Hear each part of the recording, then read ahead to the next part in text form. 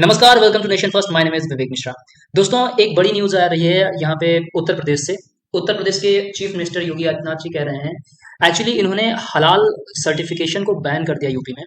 तो दीपावली के अवसर पर इन्होंने कहा कि हलाल का जो फंड था उसका बड़ा मिस यूज़ हो रहा था टेरर में और कई सारे जिहाद में, लव जिहाद और अलग अलग प्रकार के लैंड जिहाद।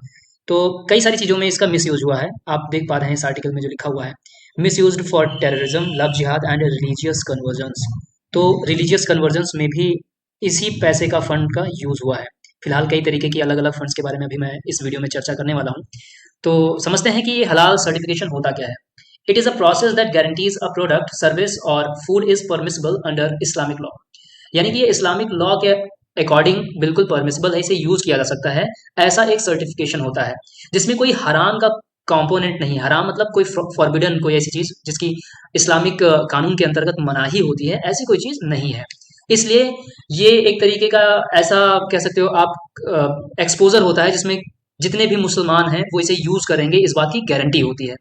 तो इसके अगर की एस्पेक्ट्स की बात की जाए दोस्तों, तो ये इस्लामिक डायट्री को फॉलो किया जाता है। इसमें कंप्लायंस होता है इस्लामिक लॉ का, जिसमें कोई हराम यानी कि फॉरबिडन प्रोडक्ट नहीं रहता है। परमिसिबल प्रोडक्ट्स होते हैं जैसे कि पॉर्क्स वगैरह इसमें ना हो। बाकी इसमें यहाँ तक की बात ध्यान में दी जाती है कि स्लॉटर कैसा किया गया है अगर कोई मीट है तो। एक्चुअली इसमें आपने सुना होगा एक कंट्रोवर्सी हुई थी जिसमें हलाल और झटका, ऐसा जो कंट्रोवर्सी हुई थी प्रीवियसली। तो इसमें ये है कि इस्लाम के अकॉर्डिंग एक कट लगना चाहिए जिसमें ये तड़प तड़प के वो जानवर मरता है। तो कुछ वैसा रूल होता है।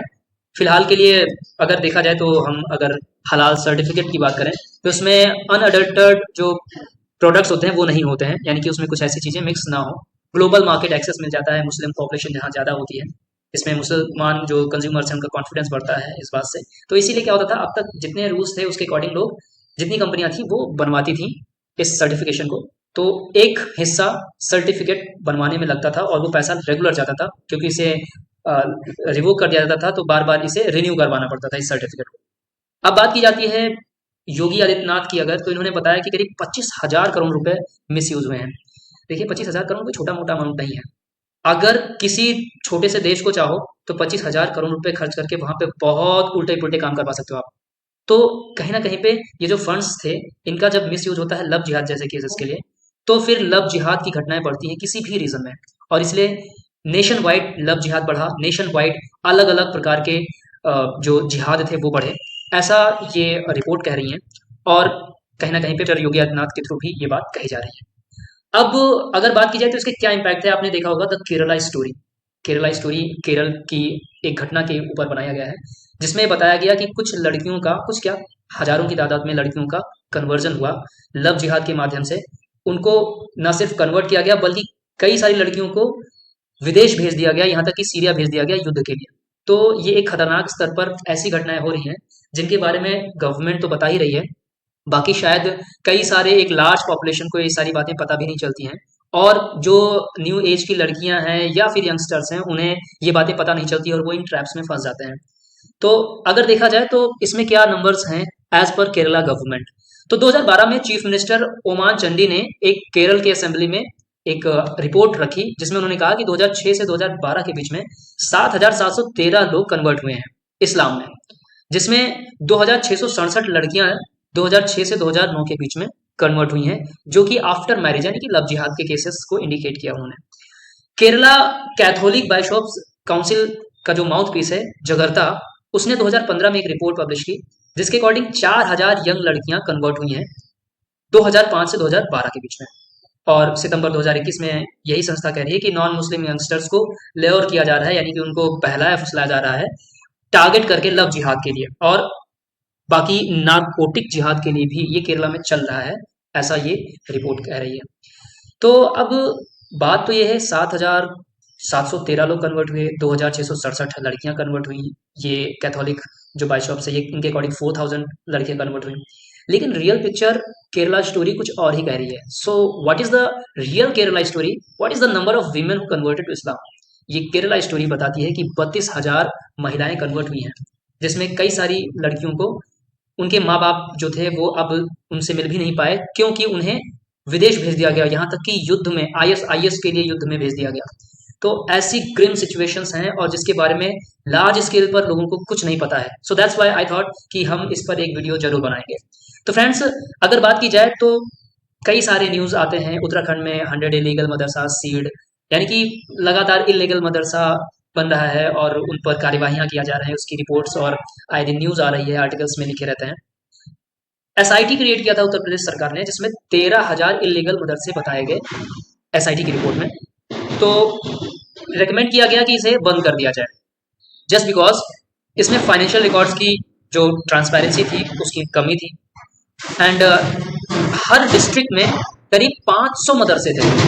कौन कौन से? जैसे महाराजगंज हुआ, श्रावस्ती हुआ, बहराइच हुआ, हर एक जिले में करीब करीब 500 मदरसे इलीगल तौर पे बनाए गए।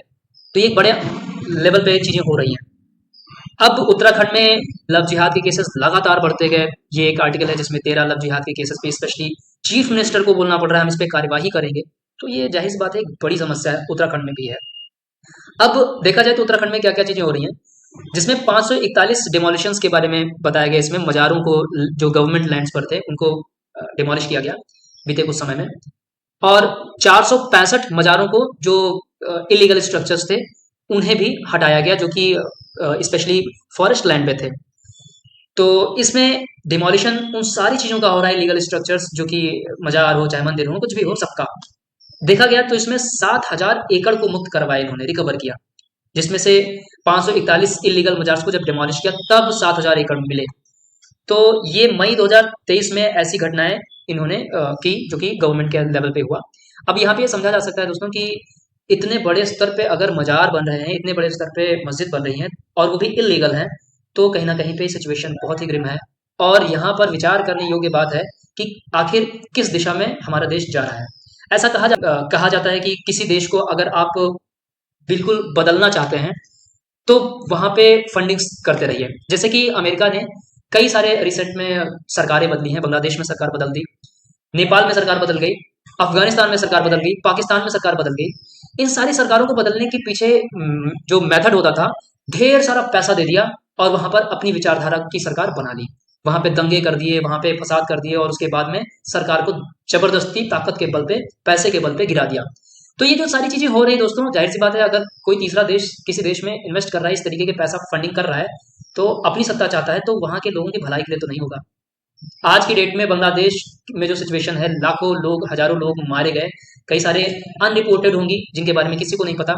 अफगानिस्तान में कितने लोग मारे गए होंगे सत्ता परिवर्तन के समय, पाकिस्तान में क्या सिचुएशन रही, जंजी क्लैशेस जो हुए नेपाल में, उसमें कितने लोग मारे गए, इसका कोई रिकॉर्ड नहीं होगा। शायद जितना रिपोर्ट हुआ भी हो वो बहुत कम हुआ हो। तो जब भी ऐसी चीजें होती है दोस्तों, तो वो उस देश के लोगों के लिए बहुत ही खतरनाक होती है। ये अरब और यूरोप इन लोगों की स्ट्रेटेजी रही है कि किसी भी दूसरे देश में सत्ता परिवर्तन करके वहां की सत्ता को हथिया लो और बैकडोर से चलाते रहो। इसलिए अरब और जो यूरोप है, ये लगातार, जैसे अंग्रेजों ने लगभग पूरी दुनिया को जो है गुलाम बनाया और वहां पे अपनी सत्ताएं चलाई, उस देश को पूरी तरह से बर्बाद कर दिया और फिर छोड़ा। ठीक उसी तरीके से अरब में भी ऐसा ही सिचुएशन चल रहा है।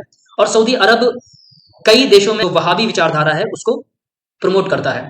वहाबी विचारधारा के एवज में सऊदी अरब फंडिंग करता है, जिसमें अवैध मजार, अवैध मस्जिद, अवैध जो है जो इनके टीचिंग के स्कूल्स होते हैं वो क्रिएट किए जाते हैं।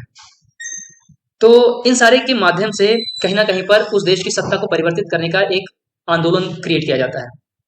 तो फिलहाल इन सारी बातों पर आपकी अपनी क्या राय है, कमेंट में जरूर बताइएगा। अगर ये वीडियो आपको पसंद आया हो तो इसे लाइक कीजिए, चैनल को सब्सक्राइब कीजिए और वीडियो शेयर करना ना भूलिए। जय हिंद, नमस्कार।